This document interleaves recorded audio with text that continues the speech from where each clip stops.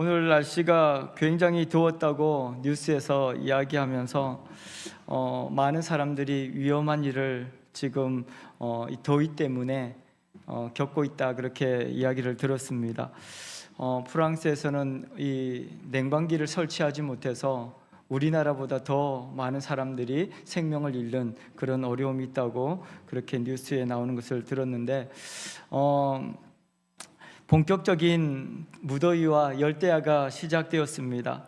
그런데 저는 이 모든 시간들은 다 필요하다라는 생각이 들어요. 이렇게 무더운 날씨가 있어야 또 과일들이 있고, 그 하나님께서 이 무더운 날씨로 인해서 우리 가운데, 우리 자연을 통해서 또 하나님의 일들을 감당해내고 있는 거 아닌가. 또 우리가 춥다고 할 때도 마찬가지로 그 추운 날씨도 우리에게는 필요하다라는 생각이 듭니다.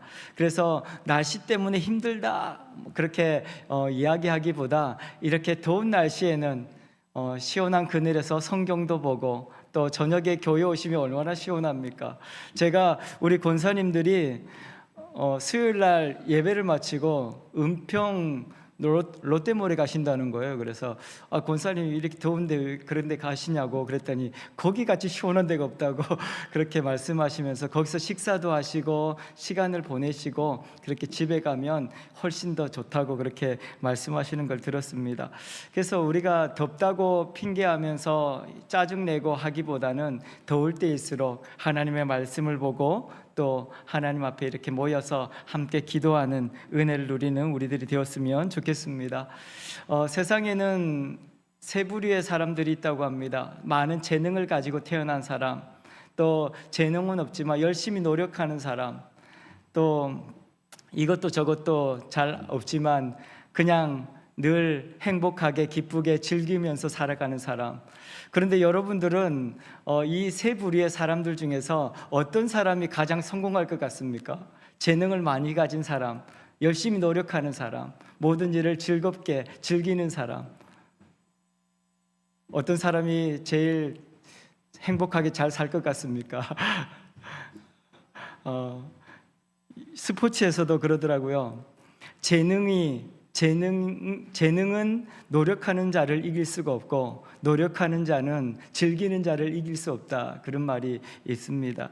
여러분들이 이렇게 어떤 분은 많은 재능을 타고나가지고 그 재능으로 인해서 행복하게 살아가는 사람도 있겠지만, 재능도 없고 또 우리가 그렇게 노력도 열심히 못하고 그렇게 할지라도 우리에게 주어진 삶을 하나님께서 주신 은혜대로 기쁨으로 즐기면서 살아가시면 우리 모든 분들이 하나님께서 우리의 삶을 통해서 놀라운 역사를 이루어 가실 것입니다.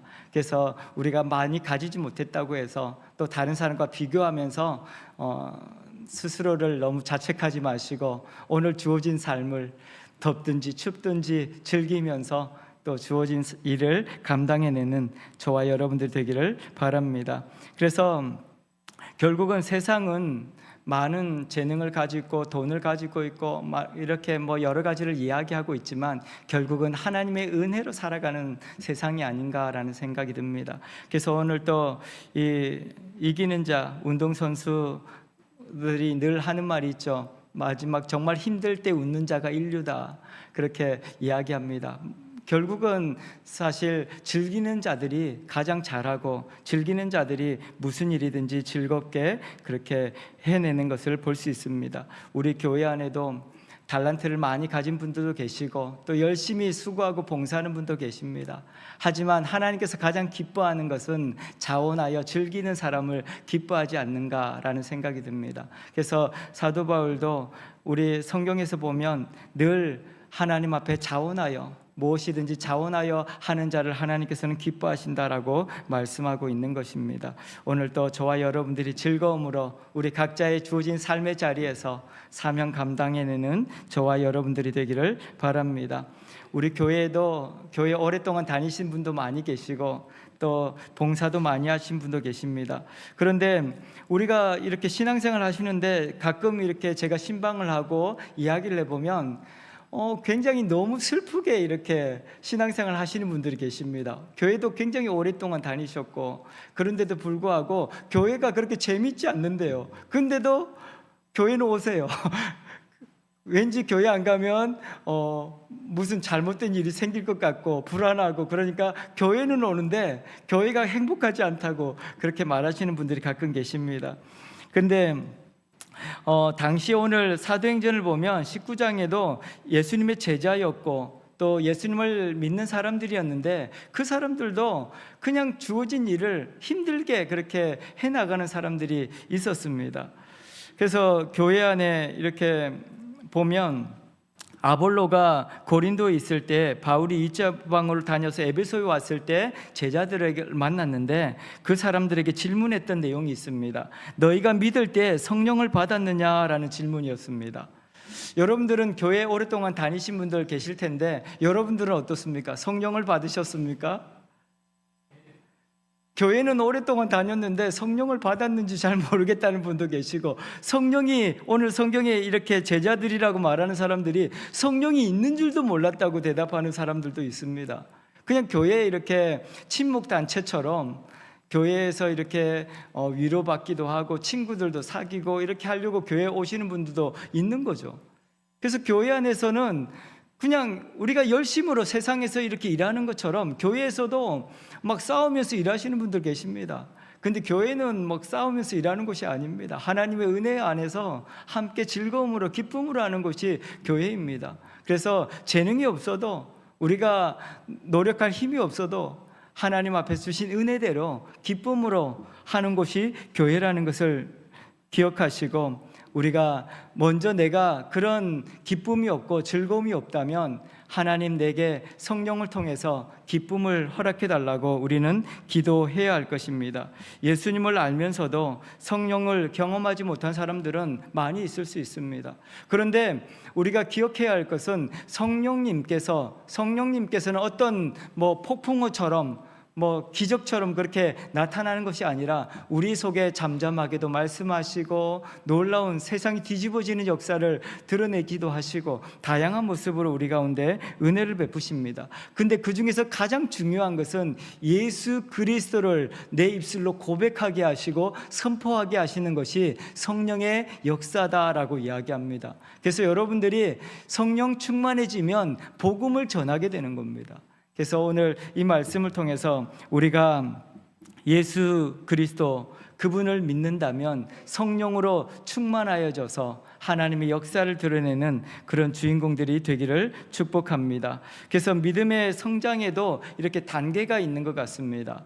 처음에 우리가 아기들 키울 때 아기들은 걷지도 못하고 잘 기지도 못하지 않습니까? 그래서 한 3개월, 2개월 이렇게 돼야 겨우 배밀이 이렇게 할 정도로 아이들은 아무것도 할 수 있는 게 없습니다.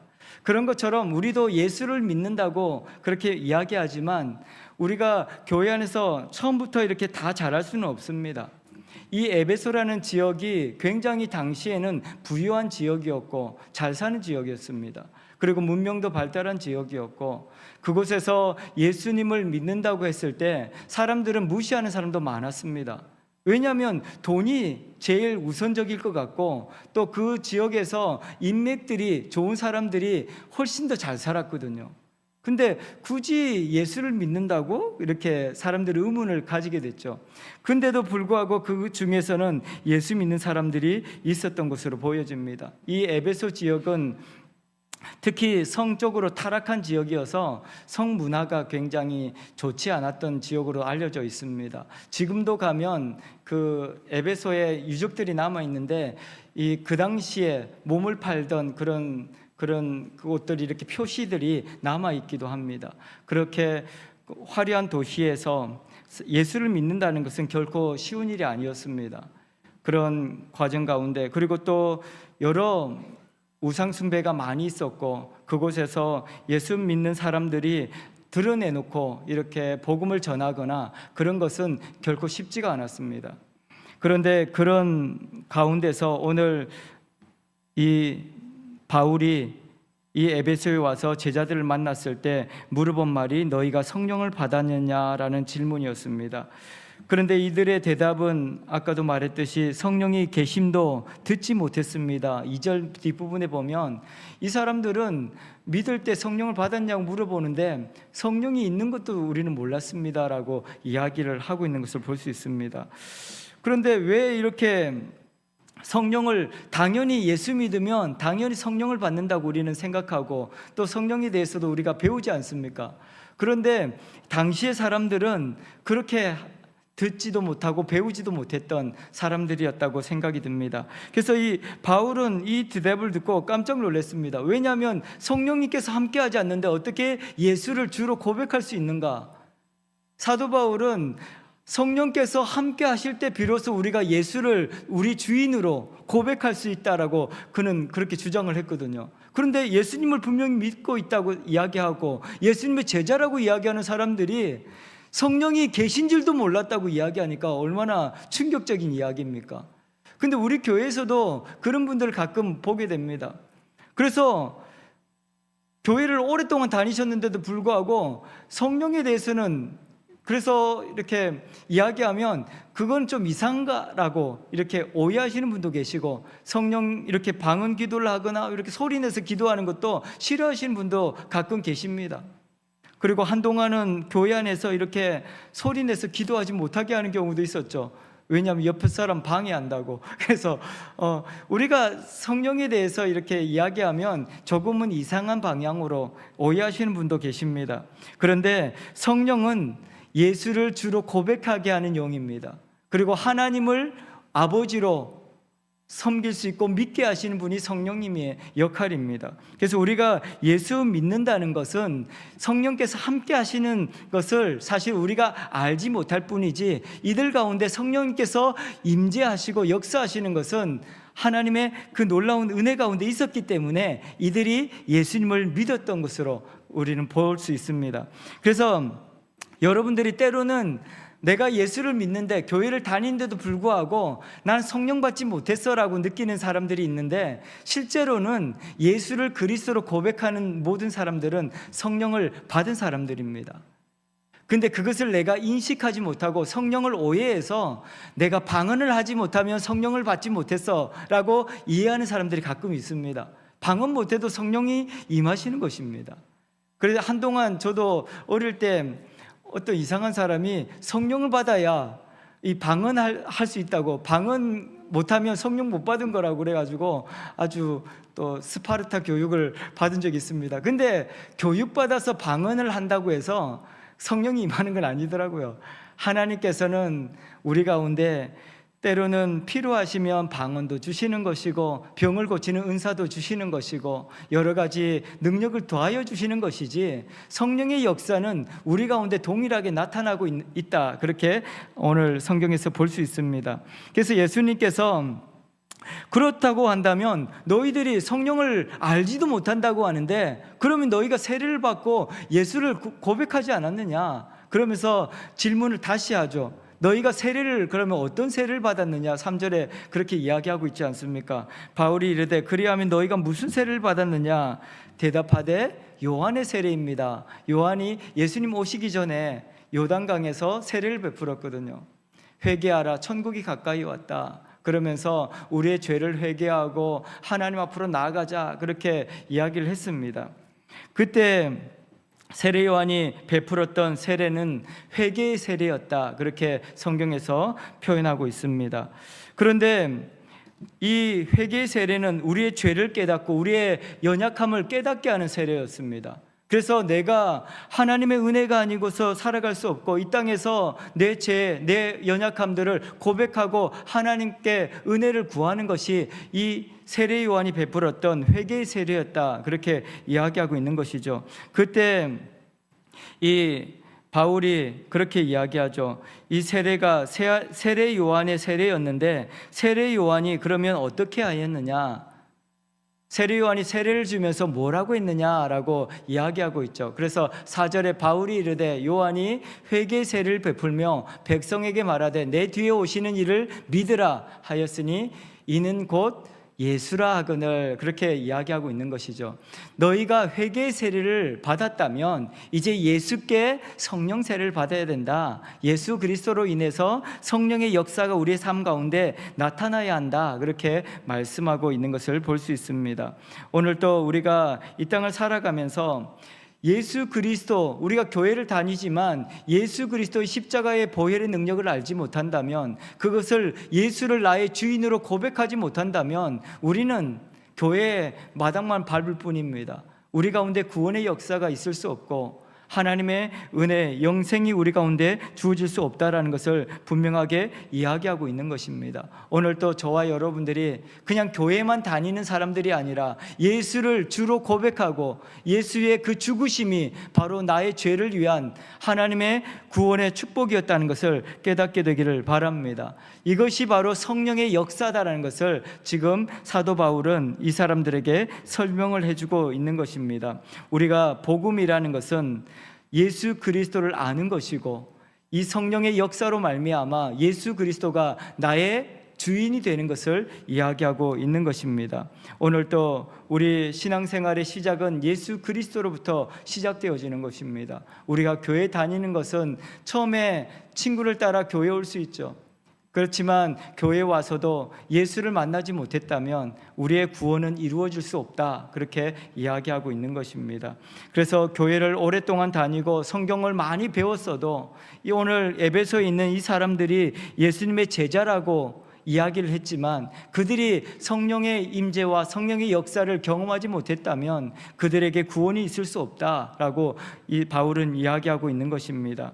오늘 또 저와 여러분들이 교회에 이렇게 오셨다면 오늘 우리를 통해서 역사하시는 그 하나님의 영, 성령님의 역사를 우리가 경험하는 귀한 시간이 되기를 바랍니다. 저도 어릴 때 처음에 친구들하고 놀기 위해서 교회를 갔던 것 같습니다.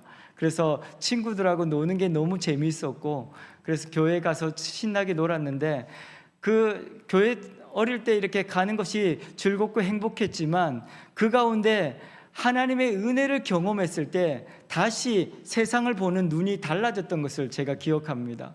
그래서 저는 제가 이렇게 느끼는 거, 생각하는 대로 이렇게 막 행동하고 사는 사람이었거든요. 그런데 내가 이 기도하는 가운데 성령께서 예수 그리스도가 나의 구원자이시고 천국의 소망이 분명하다는 것을 이렇게 깨닫게 되었을 때 보는 눈이 달라졌습니다. 사람들을 보는 그 시각이 달라졌습니다. 과거에는 제가 열심히 교회를 다니고 이 중고등학교 때 그렇게 교회에서 믿음의 생활을 하면서도 친구들이 잘못하는 것이나 그런 것들을 엄청 비판했거든요. 교회에서 이렇게 나쁜 짓 하고 막 친구들 가운데 그런 친구들이 있었는데 그렇게 하면 안 된다 막 그렇게 했는데, 근데 내가 이렇게 은혜를 받고 나니까 눈이 달라지더라고요. 친구들을 볼 때 친구들이 그냥 좋은 거예요. 사랑스럽고. 전에는 단점들만 보였거든요. 친구들의 이런 나쁜 점, 좋지 않은 점, 그런 것들만 보였는데 이 성령께서 우리 가운데 임하시면 이 시야가 달라지는 것을 경험했습니다. 여러분들도 혹시 누군가가 미워진다면, 지금도 누군가가 밉다면 오늘 하나님 앞에 우리 연약함들을 내어놓고 기도하십시오. 하나님께서 임하시면 우리 보는 시야가 달라집니다. 우리가 사는 세상도 마찬가지입니다. 직장생활, 가정에서 모든 삶이 변화되어지는 것은 하나님의 역사입니다. 우리는 때로는 어떤 문제가 생기면 그 문제를 해결하려고 애를 씁니다. 그런데 그 문제는 우리 힘으로 해결할 수가 없습니다. 그럴 때 어떻게 하면 그 문제를 풀 수 있습니까? 문제를 잘 알고 있는 분한테 우리가 물어보면 되지 않습니까? 학교에서 공부할 때도 마찬가지죠. 내가 모르는 문제는 아무리 몇 시간을 이렇게 잡고 있어도 안 되더라고요. 근데 잘 아는 선배나 선생님한테 물어보면 아주 너무나도 쉽고 너무나도 간단한 일인 때가 참 많았습니다. 그래서 이 교회 안에서도 마찬가지입니다. 우리가 어떤 문제, 인생을 살다 보면 많은 문제들이 생기는데 그 문제를 가지고 너무 그 문제를 풀려고 애를 쓰기보다는 그 문제의 답이 되시는 하나님 앞에, 예수 그리스도 앞에 우리가 나가서 물으시면 단번에 해결됩니다.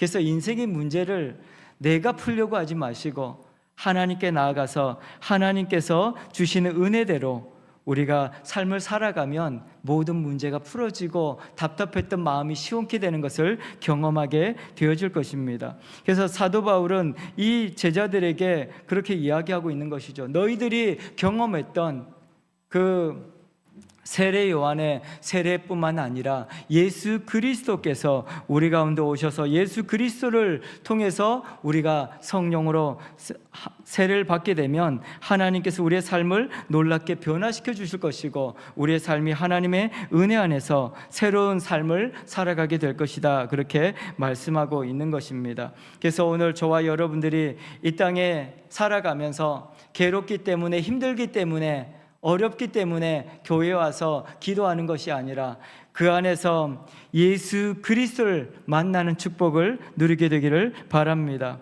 그래서 우리의 신앙은 예수 그리스도를 아는 것으로부터 시작되어지는 것이고 그 아는 것은 성령의 선물이다, 그렇게 이야기하고 있는 것입니다. 그래서 여러분들이 예수님은 나의 주님입니다 라고 고백하셨다면 성령의 은혜를, 성령의 선물을 받은 것입니다. 이제는 그 성령께서 우리로 하여금 능력의 삶을 살게 할 것입니다. 그래서 우리가 이 땅에 살아가면서 성령의 존재를 바로 인식하고 또 하나님께서 우리를 통해서 어떻게 일하시는지를 보게 되기를 바랍니다. 그래서 성령께서는 우리 가운데 예수 그리스도로 말미암아 생명을 주시고 그 생명이 있음으로써 우리는 자라가게 된다, 그렇게 이야기합니다. 우리가 씨앗을 심을 때 씨앗은 사실 그 씨앗을 가지고 어떤 모양을 상상하기가 쉽지 않습니다. 저도 여러 씨앗을 심어봤는데 고추씨도 뿌려보고 깨도 뿌려보고 다양한 것들을 뿌려봤는데 그 씨를 가지고 그 자라나는 모습은 전혀 너무나도 다른 것이라서 상상이 잘 안 됩니다. 그런데 그 씨를 뿌리고 나면 거기서 싹이 올라오게 되면 그때부터 너무나도 다른 모습으로 그 모습이 자라나는 것을 볼 수 있는 것이죠. 우리의 삶도 마찬가지입니다. 성령께서 우리 가운데 임하시고 예수 그리스도를 주로 고백하게 하시면 생명이 우리 안에 들어오는 것이고 우리가 상상할 수 없는 하나님의 놀라운 축복의 존재로 우리는 성장하게 되어진다는 것을 기억하시기 바랍니다. 그래서 여러분들 지금 모습이 조금 초라할지라도, 내 마음에 들지 않더라도, 내 자신도 사실 내 마음에 잘 안 들지 않습니까? 그런데 그럴지라도 하나님께서 우리 가운데 역사하시면 놀라운 하나님의 축복이 우리의 삶을 통해서 드러나게 되어지고 우리의 삶이 성장해 간다라고 하나님께서는 말씀하고 있는 것입니다. 그래서 사도 바울이 이제 이 성령을 통해서 예수 그리스도를 분명하게 알게 될 것이고 이분이야말로 우리로 하여금 구원의 축복을 주시는 분이시고 이 세상에 하나님의 놀라운 계획을 이루어 가시는 분이시다, 그렇게 말씀하고 있습니다. 그래서 성령의 역사는 예수 그리스도가 드러나게 하신다, 보여지게 하신다라고 이야기합니다. 우리가 씨앗으로 있을 때는 우리 스스로가 아무것도 아닌 존재였을지 모르지만 우리 안에 생명이 있으므로 우리는 다시 자라게 되고 우리의 삶을 통해서 예수 그리스도가 드러나게 되어지는 것입니다. 그래서 우리의 삶을 통해서 예수 그리스도가 보여지게 되는 것이고 우리의 말을 통해서 예수 그리스도가 선포되게 되어진다라고 이야기하고 있는 것이죠. 오늘도 저와 여러분들이 이 예수 그리스도로 말미암아 우리 가운데 부어지는 하나님의 역사들을 경험하시고 날마다 우리의 삶을 통해서 예수를 나의 주님으로 고백하는 저와 여러분들의 삶이 되기를 축복합니다. 그러면 말을 할 때도 예수님처럼 하게 되고 예수님을 행동도 예수님을 따라가게 되는 우리의 삶인 것을 보게 되어질 것입니다. 그래서 이 세상에는 다양한 사람들이 존재하지만 하나님께서 그를 통해서 자라게 하셔야 우리는 비로소 껍질을 깨고 그 안에서 우리를 통해서 역사하시고자 하는 하나님의 그 모습이 나타나게 되어지는 것입니다. 오늘도 저와 여러분들 통해서 예수 그리스도가 선포되어지고 예수 그리스도가 나타남으로써 우리 주변의 모든 상황들이 바뀌어지고 하나님의 나라가 되는 축복을 누리게 되기를 소망합니다. 그래서 믿음이라는 것은 우리의 삶을 통해서 나타나는 것이고 또 우리의 습관을 통해서 보여지는 것입니다. 그래서 예수 그리스도로 말미암아 우리 말과 행동이 하나님 앞에 드러나게 되어지는 것입니다. 그래서 오늘 읽었던 본문 뒤에 보면 이제 6절에 그렇게 이야기하죠.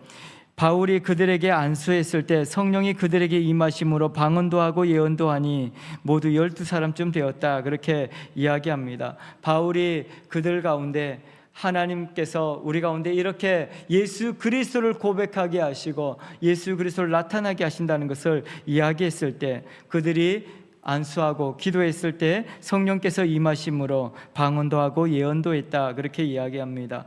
여기서 방언을 했다라는 말은 새로운 언어로 이야기했다라는 표현입니다. 그래서 우리가 기도할 때 하는 방언의 말과 조금 다르게 이렇게 해석이 되기도 합니다. 우리가 일반적으로 방언할 때는 사투리도 방언에 속하는 거거든요. 그런 것처럼 우리가 성령께서 임하시면 하나님의 나라의 언어가 우리의 입술을 통해서 선포되게 된다라는 것을 이야기하는 것입니다. 그래서 우리가 죄악 가운데 이 땅에 살아갔던 사람들이 우리 입술을 통해서 하늘나라의 언어로 또 예수 그리스도를 우리가 선포하게 되고 하나님의 나라가 나타나게 된다는 것을 이야기하고 있습니다. 그리고 예언이라는 말은 하나님의 말씀을 선포하다라는 뜻을 가지고 있습니다. 그러니까 성령께서 임하셨을 때 어떻게 됐다는 겁니까? 하나님의 말을 사람들에게 이야기해 줬다라는 것을 이야기하고 있는 것이죠. 그래서 성령이라는 것은 우리가 다양하게 이렇게 드러날 수 있지만 특별히 병을 고쳤다고 해서 성령께서 병을 고치는 분이시다, 그렇게 단정 지을 수 없다는 것입니다. 성령께서는 우리 모든 삶을 통해서 역사하시기 때문에 하나님의 나라의 언어가 우리 입술을 통해서 선포될 때 병도 낫고 하나님의 역사도 드러나는 것이고, 또 하나님의 말씀이 선포되어질 때 하나님의 일하심이 우리의 삶을 통해서 드러나게 된다, 그렇게 이야기하고 있는 것입니다. 그래서 특별히 우리가 다른 사람들이 보면서 나에게 병 고치는 은사를 주십시오 막 그렇게 기도하시는 분도 있는데, 때로 하나님께서는 내가 필요하면 내가 선포할 때 병이 낫기도 하시고 또 죽은 사람이 살아나기도 하고 그런 겁니다. 그래서 특별히 성령님을 병을 고치는 영이다 그렇게 말할 수는 없습니다. 성령님은 우리의 입술을 통해서 우리의 삶을 통해서 예수 그리스도가 선포되게 하시고 하나님의 말씀이 선포되게 하시는 영이시므로 그가 선포될 때 하나님의 역사가 드러난다라고 이야기하고 있는 것입니다. 그래서 성령님이 임하시면 두려움이 사라집니다. 이제는 이 사람들이 밖에 나가서 이야기할 수 없었던 것이 두려움 때문이었거든요. 이 에베소 사람들 앞에서 무서워서 예수 믿는다고 드러낼 수가 없었어요. 제자로서 그들이 이야기는 했지만, 그런데 성령께서 임하셨을 때 그들의 입술을 통해서 예수 그리스도가 선포되어지게 되고 예수 그리스도가 나타나게 되었을 때 그들이 두려워했던 그 이방 사람들, 우상을 숭배하던 사람들이 예수 이름 앞에 무릎을 꿇게 되는 역사를 경험했던 것입니다. 오늘 또 저와 여러분들의 인생의 길에서 방해가 되고 힘들고 어려운 상황들, 문제들이 많이 있지 않습니까? 그곳에 예수 이름을 선포하십시오. 이 땅의 모든 것들이 예수 이름 앞에 무릎 꿇는 역사를 보게 되어질 것입니다. 오늘 성령께서 이 바울을 통하여 이 제자들에게 안수하였을 때 성령의 역사가 나타났고, 그것이 또 하나님의 말씀을 선포될 때 하나님의 영광이 드러나게 되었던 것을 볼 수 있습니다. 이제는 이들이 겁쟁이가 아니라 담대함으로 하나님의 영광을 드러내는 그런 사람들이 되었다고 이야기하고 있습니다. 그리고 그동안 여러 가지 문제로 인해서 하나님 앞에 원망스러웠고, 또 그렇게 됐던 사람들이 하나님 앞에 감사하는 사람이 되었고, 미워하던 사람들이 용서하는 사람이 되었고, 절망 속에 있던 사람들이 소망을 품고 꿈을 꾸게 되었다는 것을 보여주고 있는 것입니다. 사람들은 가끔 그런 말을 합니다. 사람은 고쳐 쓰는 거 아니라고. 근데 사람이 사람을 고칠 수는 없습니다. 사람의 성격도 안 바뀌고, 제가 살아보니까 이 부부 사이에도 아무리 잔소리를 해도 사람은 안 바뀌더라고요. 그런데 하나님께서 역사하셔야 사람이 바뀌더라고요. 저는 굉장히 많이 바뀌었다고 합니다. 저희 집사람의 증언입니다. 옛날에는 얼마나 그랬으면 그래도 이 하나님께서 함께 하시면 사람도 바뀝니다. 그래서 우리가 이 땅을 살아가면서 때로는 자녀를 키울 때도 참 이 자녀들이 그렇고 남편과 아내도 그렇고 서로 많이 싸우지 않습니까? 상대방이 이렇게 해달라 저렇게 해달라. 근데 사람은 바꿀 수 없더라고요. 사람은 정말 사람이 사람을 바꾸는 것은 불가능합니다. 그런데 하나님께 맡기시면, 성령께서 하나님을 선포하면 사람이 바뀌게 되고 역사가 일어나는 것을 보게 되어집니다. 성령 받으면 사람은 변합니다. 그래서 하나님께서는 오늘 이 에베소의 제자들을 성령 충만하게 하심으로, 성령이 임재하심으로 그들의 삶을 변화시켜 나가는 모습을 우리 가운데 보여주고 있는 것입니다. 그래서 성경의 인물들은 다 마찬가지로 그런 삶을 살아왔던 사람들이죠. 베드로도 무서워서 이 여자 하인 앞에서 예수님을 모른다고 부인했던 사람이고, 그렇게 도망쳤던 사람이지만 예수를 만났을 때, 하나님의 영이 그 가운데 임재하였을 때 그는 죽음을 두려워하지 않았습니다. 사람들이 그를, 베드로를 잡아서 죽이겠다고 했을 때, 십자가형을 선고했을 때 나는 예수님처럼 십자가에 매달려 죽는 것도 부끄러운 사람입니다. 차라리 저를 거꾸로 매달려 죽여달라는 그런 이 베드로의 고백이 전설처럼 전해지고 있습니다. 사실 우리의 신앙의 선배들은 다 그러한 사람이었습니다. 처음에는 다 무서웠죠. 예수 믿고 사람들에게 나가는 것, 예수 그리스도를 드러내는 것, 전도하는 것 다 무서웠습니다. 그런데 성령께서 임하셨을 때 하나님의 역사가 드러나는 것을 볼 수 있습니다. 이 베드로도, 그래서 사도행전 시작을 할 때 이 베드로가 어떤 사람이었는지를 보여주고 있죠. 그가 오순절 성령의 역사를 경험하고 난 이후에 사람들에게 나가서 담대히 예수 그리스도를 선포하였다, 그렇게 이야기합니다. 그때 어떻게 되었습니까?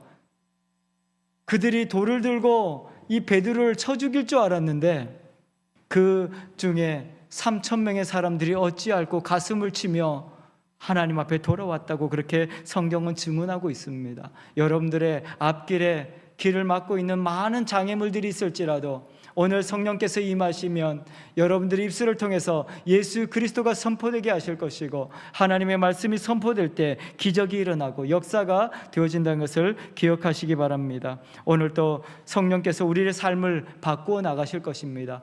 지금까지는 성령에 대해서 잘 알지 못했을지라도 오늘 말씀을 통해서 우리 가운데 역사하시고 예수 그리스도를 선포하게 하시는 그 성령님의 역사가 우리의 삶을 통해서 가정에서, 직장에서, 우리 교회에서 드러나게 되기를 축원합니다. 6가지 제가 성령을 받았는가 이 체크하는 문항이 있습니다. 성령을 받으면 말씀을 사랑하게 된다, 그렇게 이야기합니다. 하나님의 말씀을 사랑하고 있습니까?